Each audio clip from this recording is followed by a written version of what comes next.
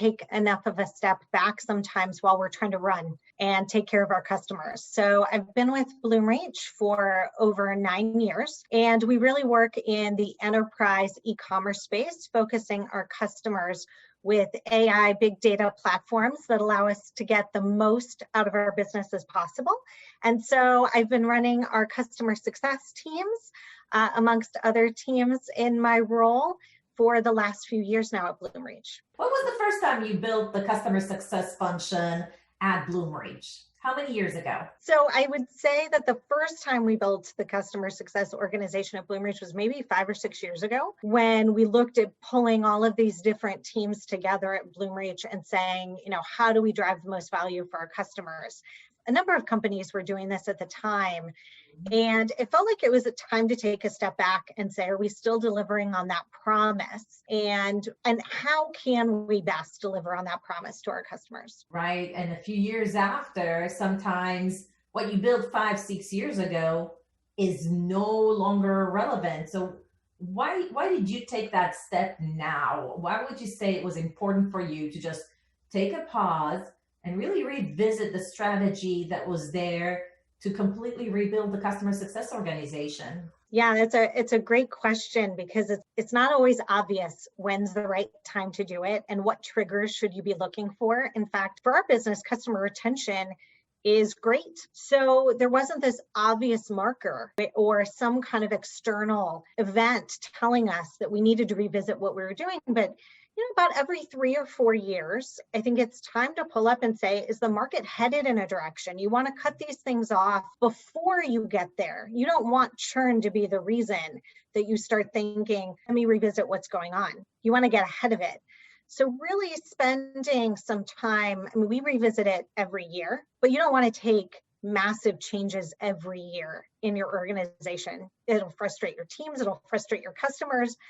But, taking a look every year, seeing those trends, and then every 3 to 4 years, taking a big step back and saying, are we really going to hit the mark with the trends that we're seeing coming up? I love that, because it really means, okay, every year I'm going to revisit what I have and find what kind of areas do I need to improve of, but really kind of set a calendar reminder every 4 years to say, hey, do we have really where it should be, given the go-to-market strategy, given where the market is, or do we really need to reassess?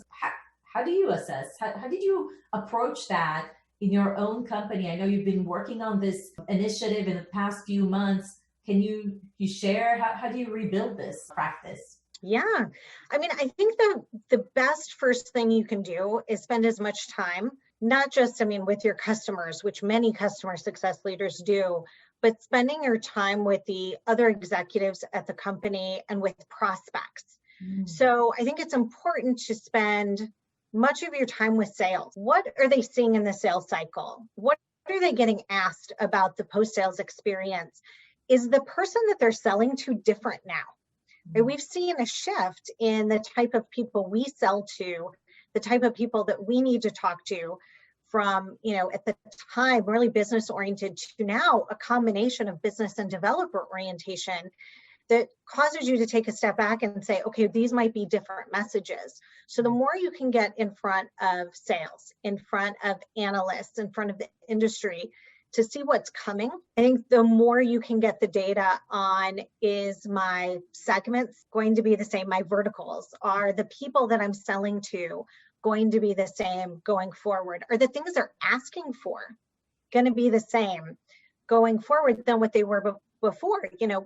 Are we going to be doing 4-hour QBRs, or do they want more bite-sized nuggets and faster on the result set than they were seeing before? And so those are all the things then the tells to tell you, is the market headed in a direction against what I'm serving? Wow, this is mind-blowing, because most of the time when we talk to customer success executives, what we're really trained on is this first 90 days. And what we say is like, okay, you have to interview the customers, you have to review, internal cross-functional team members and the executive team.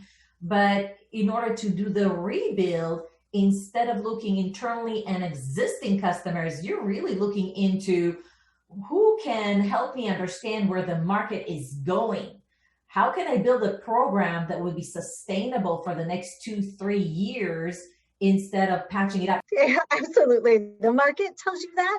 And I think your product roadmap is the other piece too, right? As you grow and evolve, you're adding different products, different markets for those products. And so when you combine those two with what's coming in and what the roadmap is, you of course got a great view on the customer base and what's working and not working.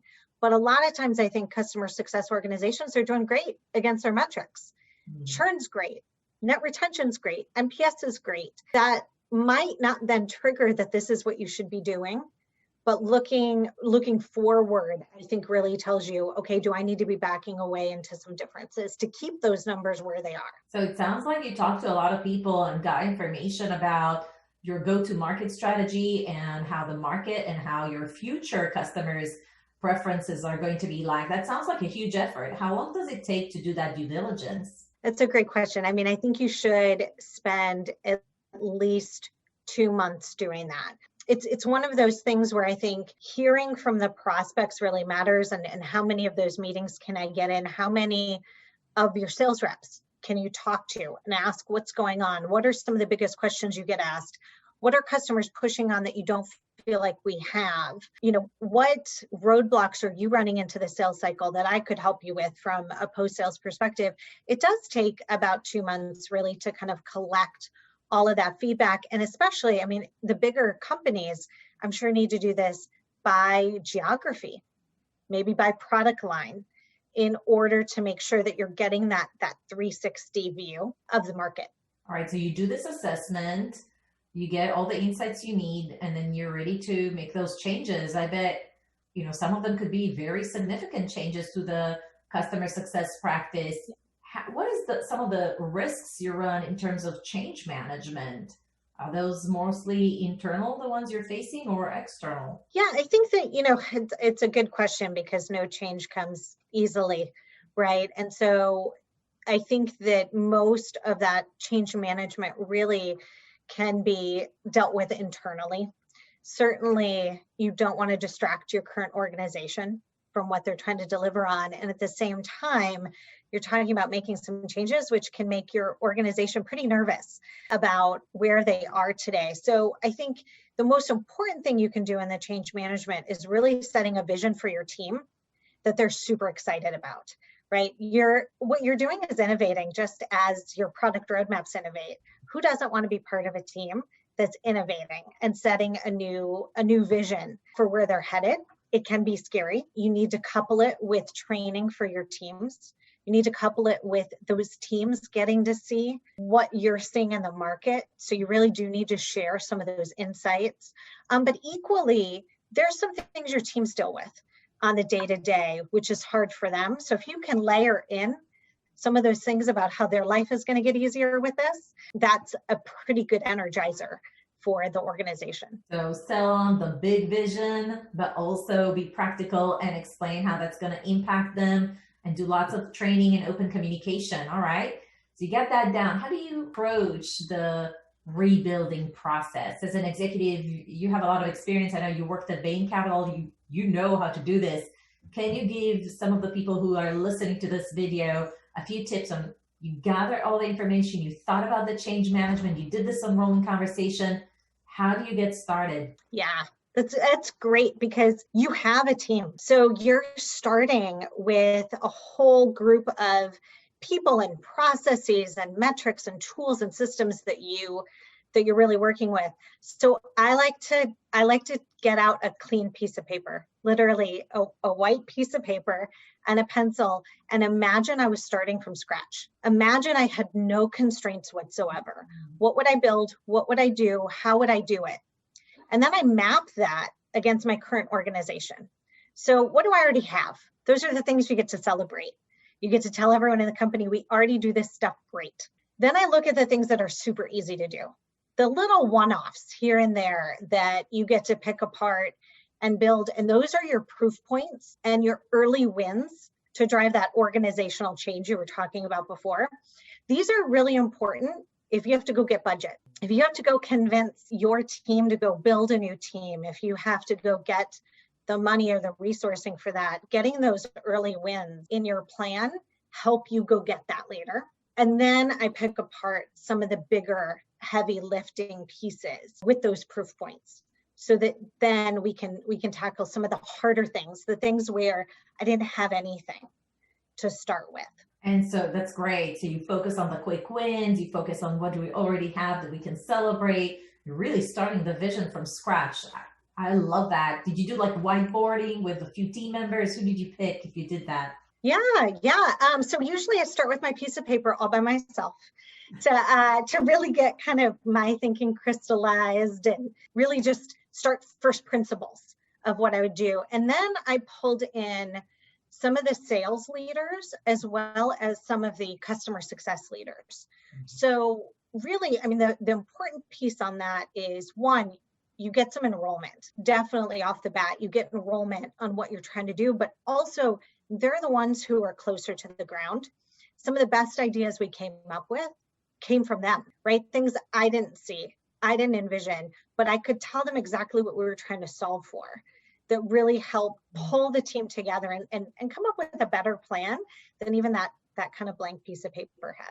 And when you're defining the plan and you're talking, do you put it into different blocks of conversations? Did you look at it as people, processes, and policies and software you're going to impact as part of the change? Or did you slice it into different categories? Like, how are we going to handle onboarding, adoption, value? Like, how did you think about that? Or all of the above? Yeah, that's great because there's so many different angles you can take with this that honestly, it can get so overwhelming, right? You're looking at everything from the customer journey to your tools and your processes and to skill sets do I need on the team?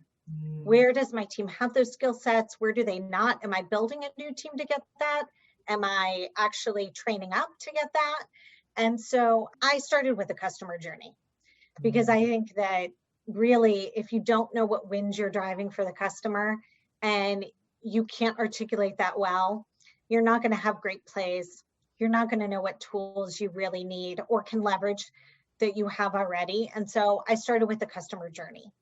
And that way, when you're meeting with sales or you're meeting with customer success leaders and you're pulling them into your vision, they get what place they play.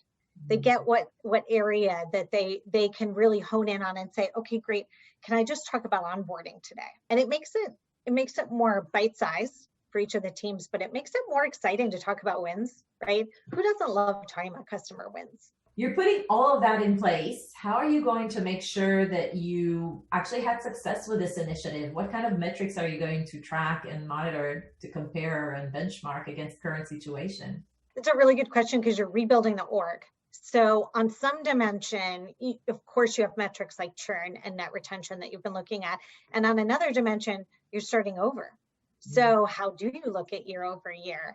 So the first thing that we did as a team was said, our first metric is going to be customer stories. And we are really just going to collect customer stories on our new journey and share them as much as possible. Make the customers human in our organization, make them real, and really define these wins for the company.